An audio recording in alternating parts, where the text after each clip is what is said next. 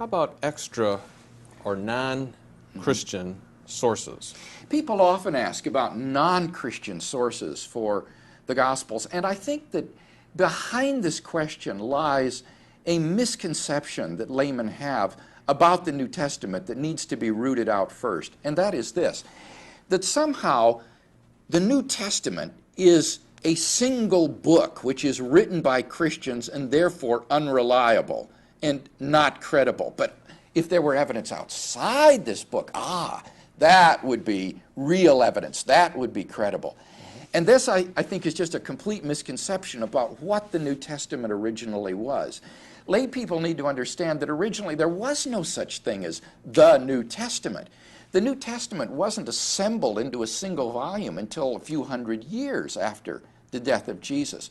What there were originally was simply separate, independent documents in the Greek language coming down out of the first century. There were Gospels, there were letters, there were histories of the early church, there was an apocalypse.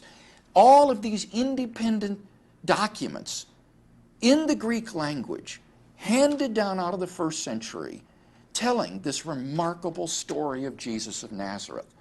And what the church did was it collected together the earliest of these documents, the most reliable of them, and put them under one cover and called it the New Testament.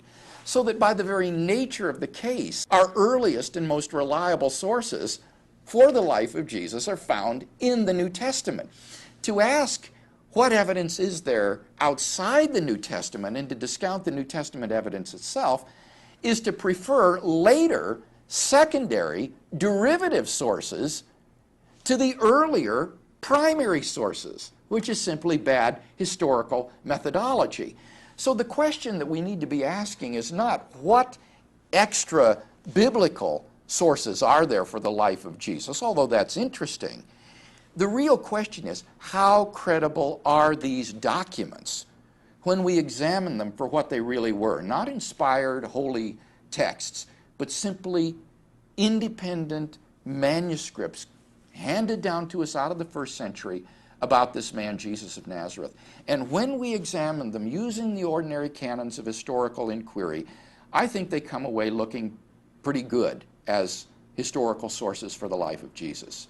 And these sources are only confirmed but not contradicted by the extra-biblical sources that exist.